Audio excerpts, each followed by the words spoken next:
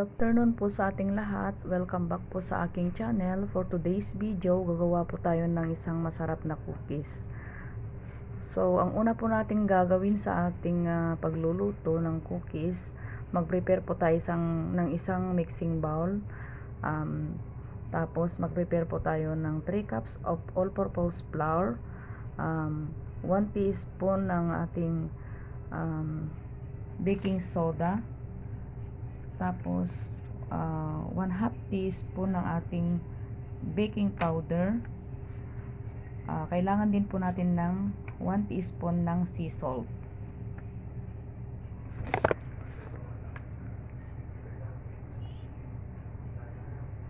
Ngayon po at nailagay po natin lahat ng ating ingredients sa isang mixing bowl.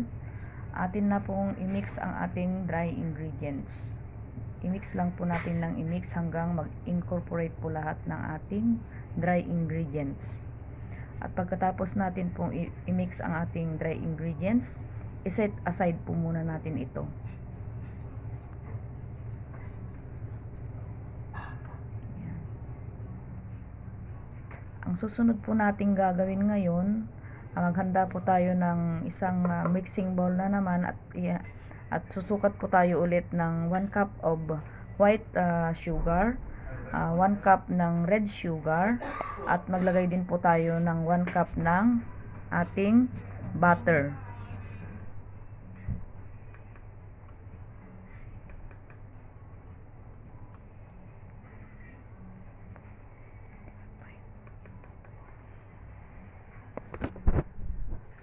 Ganyan po. Ngayon po, at this point, kailangan po nating gumamit ng hand mixer.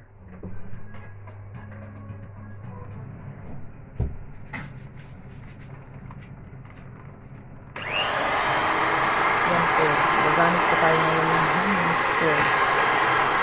Ngayon po natin itong gawin. Dahil hindi po pwede ang igamit ang mix. Hindi ang hand mixer.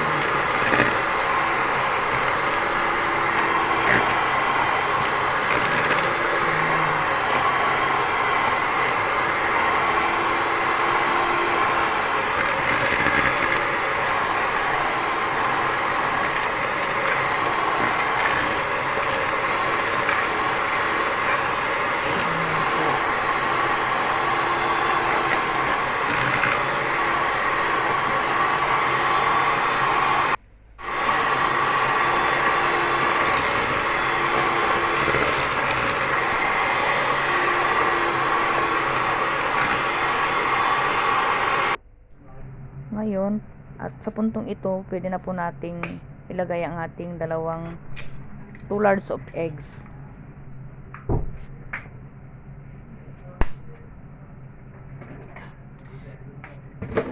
At ilagay na rin po natin ang ating vanilla extract.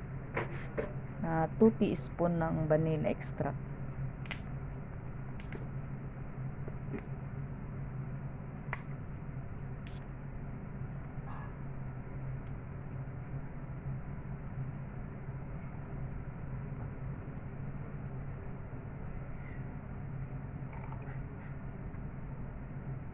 Ngayon at nailagay na po natin ang ating 2 large eggs at 2 teaspoon ng vanilla extract. Gagamitan po ulit natin ito ng ating hand mixer.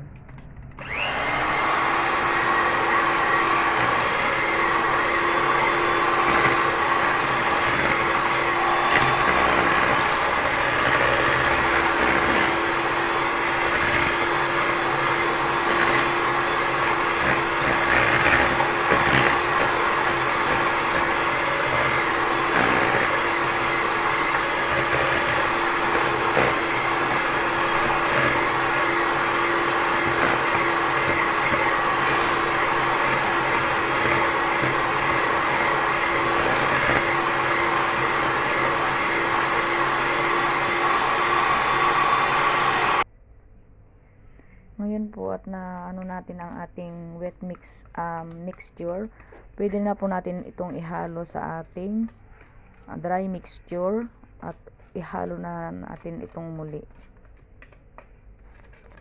Atin po itong i-mix sa isang lalagyan lang po. para mag-combine po ang ating white, ang ating dry mixture at ang ating wet mixture.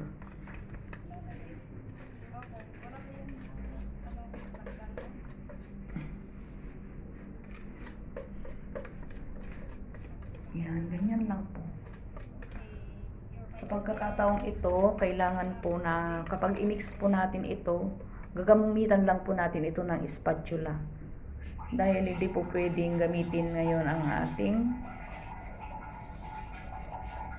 hand mixer.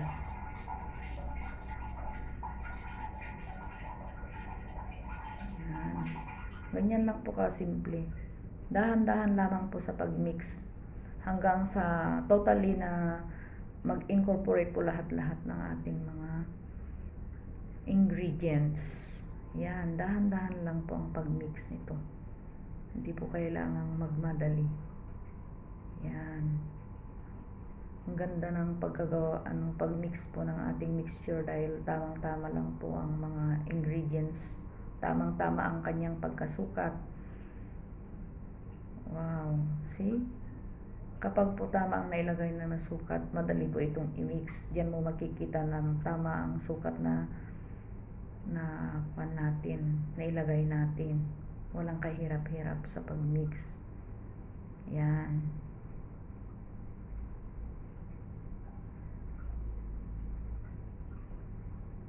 Mix lang po hanggang ito'y totally na mahihalo. Yan. Ganyan po kadali ang paggawa ng cookies. Yan, ganyan lang.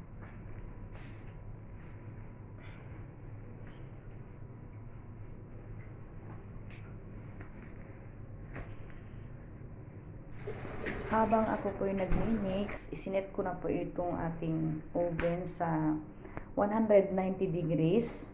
At ngayon, akin na pong ihahanda ang ating walnuts na ilalagay po natin sa ating mixture sa paggawa ng ating masarap na cookies. Yan, ganyan po. Yan.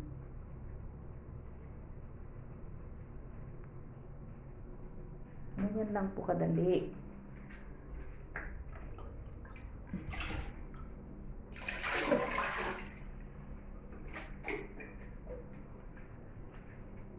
At ito po, itong walnuts na ito, ilalagay po natin ito sa ating mixture mamaya.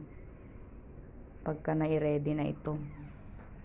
Habang pinapainit po natin ang ating oven.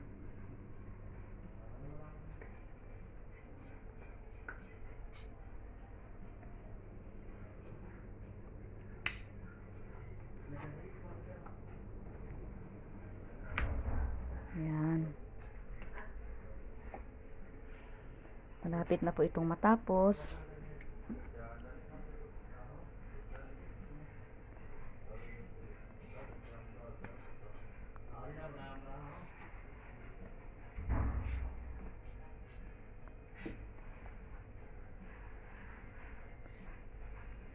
Ngayon po, sa ating magdadagdag din po tayo ng chocolate chips na 2 cups.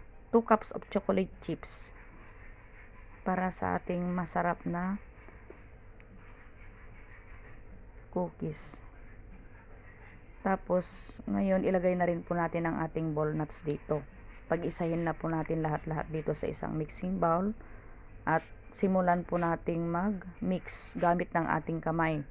Pero bago po natin ito i-mix, kailangan maghugas po tayo ng ating kamay para malinis ito. Ngayon, mag-mix na po tayo. Yan, ganyan po kasimple ang mag-mix.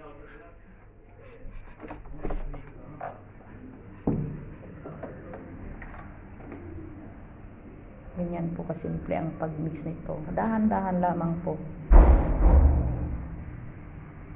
Dahan-dahanin lamang po ang pag-mix para maihalong mabuti ang ating mixture.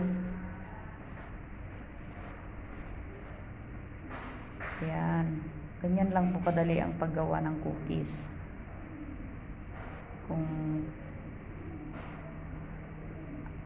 Ang cookies po na ito, hindi po ito mahirap ihanda kasi hindi po ito tulad ng mga binibake natin na tinapay na kailangan po nating bago natin ito ilagay sa oven kailangan pa po natin itong paalasain. Ang cookies po na ito, kailangan lamang po ng 10 minutes pag i-bake na ito. So, konting oras lang po ang magugugol mo kung gusto mo gumawa ng cookies. Yan, ganyan lang po kadali. At napakasimple po itong i-prepare. Wala pong kahirap-hirap.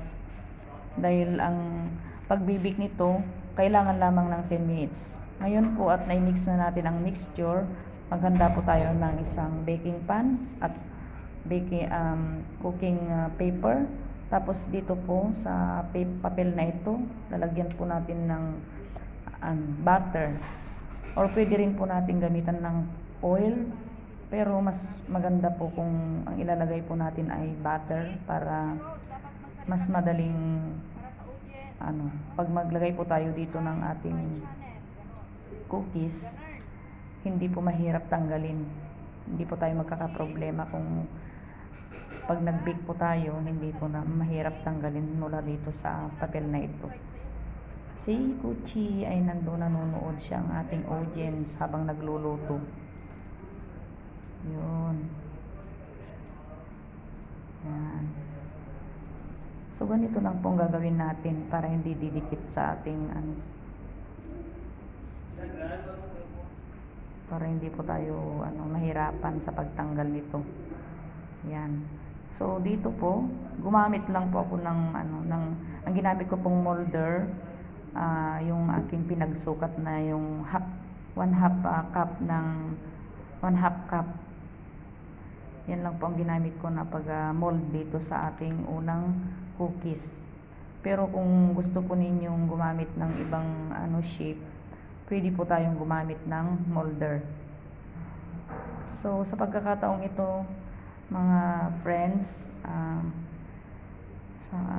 hindi po natin kailangang i-flat na ganito. Pero, kasi, ang cookies na ito, depende po sa inyong gusto. Kaya lang, kailangan po pag kayo naglagay sa baking pan, kailangan po talaga ng distansya. Kasi pagka malapit, magkakadikit-dikit po ito dahil pag naluto po ang cookies, nagdo-double po ang kanyang size. So, ang maipapayo ko lang po, kailangan kung gagawa po kayo ng cookies, lagyan po ng space. Kailangan malaki ang space para hindi po ito magdidikit-dikit kung ito ay maluto na. Yan, ganyan po. Ganyan lamang po. Pero, hindi po kailangan i-flat. Kung gusto nyo, kahit normal lang, kung yung sinukat mo tapos ilagay mo na lang, walang problema. Pero sa akin kasi gusto ko po ng medyo mag-flat siya.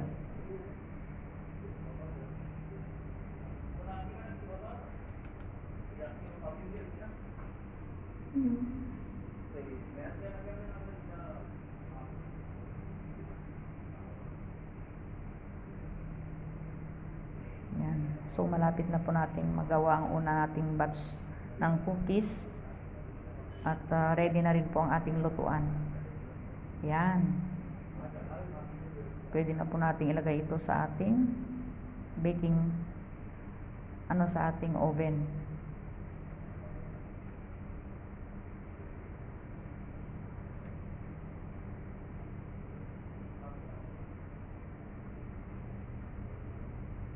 Yan po, na po siya.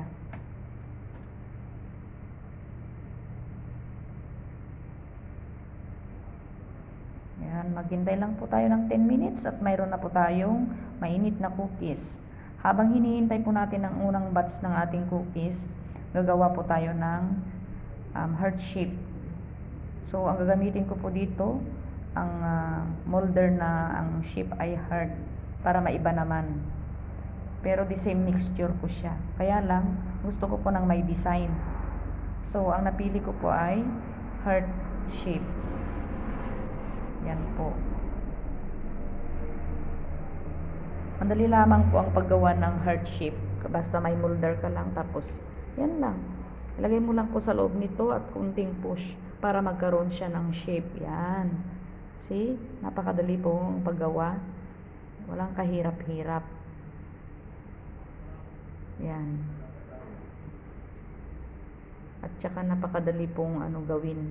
Kasi 10 minutes lang po ang pagbe-bake dito. Hindi kailangan ng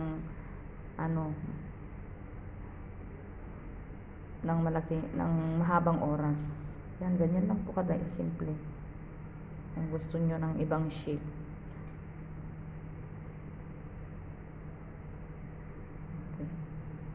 Okay. See? Napakadali po talaga. Nakakaaliw ang paggawa ng cookies.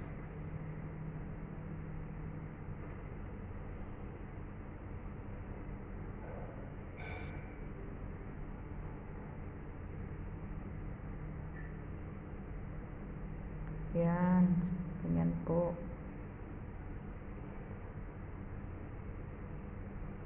Pakasimple.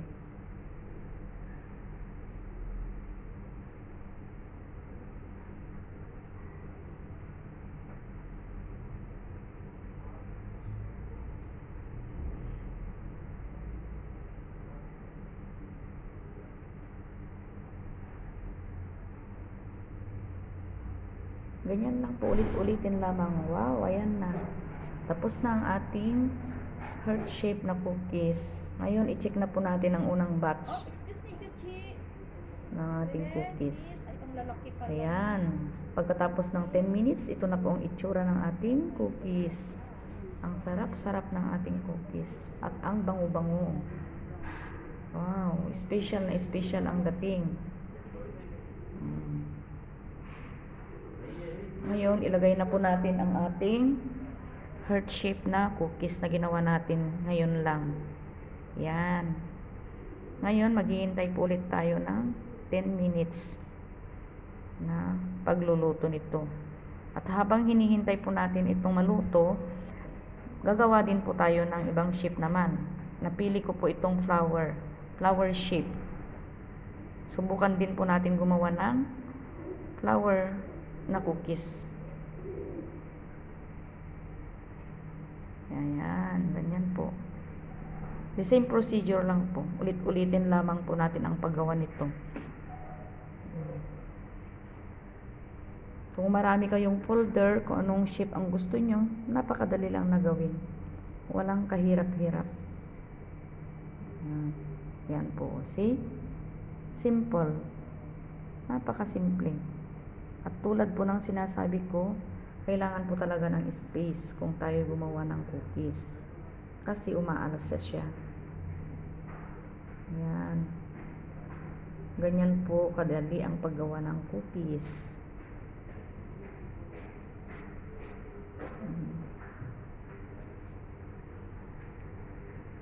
Lamang po kadali.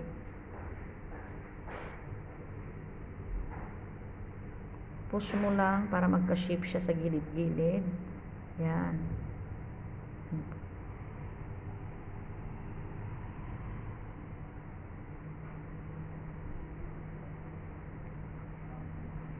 Yan po, ganyan po.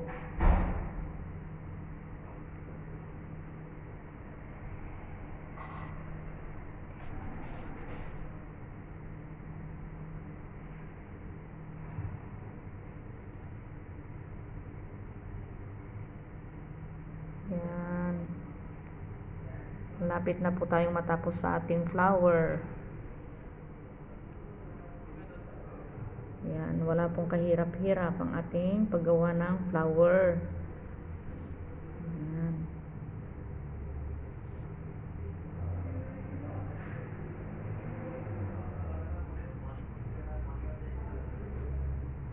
Ganyan po, ulit-ulit lamang hanggang sa matapos ito.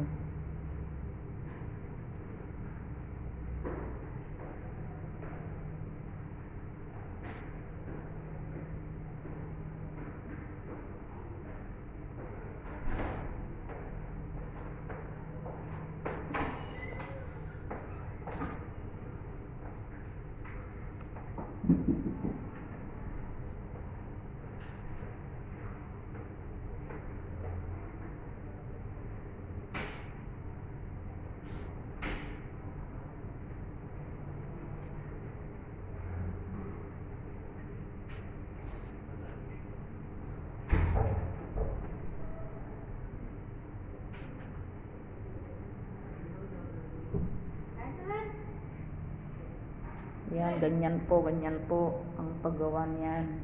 Yan, ganyan po kadali.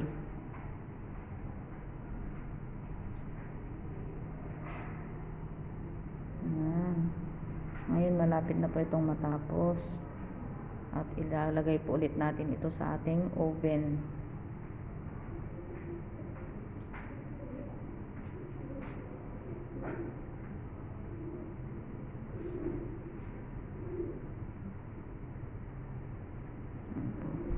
Yan.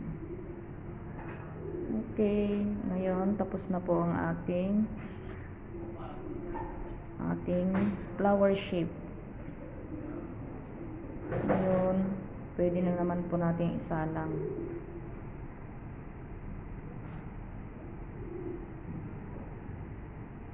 Ayan, ito na po ang ating nagawa. Napakaganda. Wow. So amazing. Ang sarap-sarap ng itsura ng ating mga ginawang cookies. Pwede po itong pangbenta kung gusto nyo. Ayan, masarap po ito na merienda sa ating mga anak. Wow. See? Ayan. Ayan, ilagay na po natin ang ating last batch ng cookies. Sana po nagustuhan po ninyo ang aking video. Paki-share po at paki-subscribe. Salamat po sa inyong lahat. Wow, ganda. Ayan. Ayan. Ganda naman ng ating Ang ganda-ganda ng itsura niya. Napakasarap po nito, promise. I-try po ninyong magluto nito kasi napakadali po itong gawin. Wow. Salamat po muli sa panunood. Sana So, mag-like ito po at na, mag-subscribe po product. kayo. Ayan po ang aking ng ating nagawa. chips. Yan po yung Wow, aking ganda naman. iba-ibang shape ng aking cookies. Maraming salamat po muli sa inyong Tatlo. panunood. Sana mag-like at Shape. mag-subscribe po kayo. Cheers. Salamat po. Behave ka dyan, God Chichi. bless.